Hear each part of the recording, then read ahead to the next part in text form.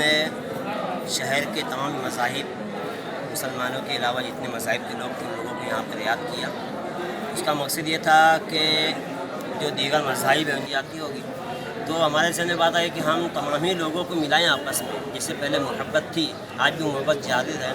ہم نے لوگوں کا استقبال کیا، ان لوگوں کے لیے جو تمام جو چیزیں یہاں پہ مہیا کی، جیسے مثال کے طور پہ وہ آ رہے ہیں مسلمان جب مسجد کے اندر آتے ہیں تو وہ ہاتھ دھوتا ہے، اس کو بتلایا ہم جب مسجد کے اندر آتے ہیں تو وہ ہاتھ دھوتے ہیں، اور ہم نے ان کا استقبال کیا۔ پھر مسجد کے اندر ان کو لوگ کو لے کر گئے، اذان سنائی، جو اذان ہر 5 ٹائم ہوتی ہے مسجدوں کے اندر، اذان سنائی۔ اذان کا ترجمہ بتایا گیا کہ اذان کا معنی کیا ہے، اللہ اکبر، کہ اللہ تعالیٰ سب سے بڑے ہیں۔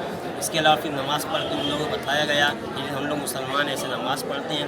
پھر جو بچے یہاں چھوٹے چھوٹے مدرسے میں آتے ہیں کیا تعلیم حاصل کرتے ہیں، مثال کہ انہوں نے یہ بتایا کہ ہم لوگ مسلمان ہیں، مسلمان ہونے کے ناطے یہ کہ راستے میں کوئی تکلیف دہ چیز ہے اس کو ہٹانا چاہیے۔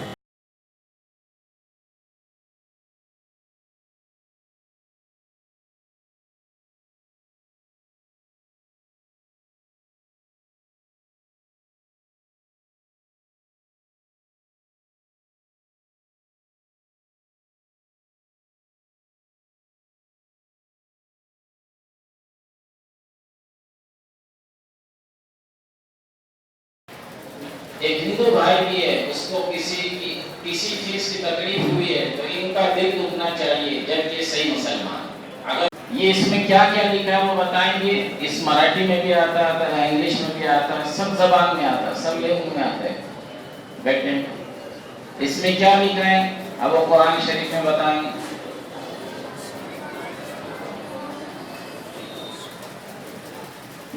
ہاں، امی ابو کا سر پیر دبا کر آنے والے، جلدی سے۔ سب سے پہلے مہمان آئے ہیں، سب لوگ کھڑے جائیں، دعا دے دو، دعا لے لو۔ ابو طلحہ، یہ مہمان کو دعا دے دو۔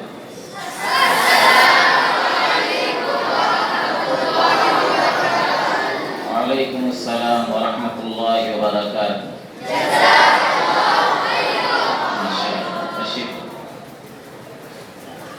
یہ بچے آپ کو آشیرواد، آپ کو خوشی، آپ کو پیار، آپ کو وچار دے رہے ہیں اور کہہ رہے ہیں آپ بھی ہمارے بھائی ہیں۔ اب اس میں کیا لکھا ہے قرآن پاک میں؟ وَقَضَىٰ رَبُّكَ أَلَّا تَعْبُدُوا إِلَّا إِيَّاهُ وَبِالْوَالِدَيْنِ إِحْسَانًا، ماتا پتا کی خدمت کرو، کام آؤ۔ ایک بیٹے نے اپنے باپ کو کہا رات بھر بیڑی پیتا، خاص کے ہماری نیند خراب کرتا، اس کو اٹھاؤ باہر ڈالو۔ اٹھائے، ان کے پیر پکڑ،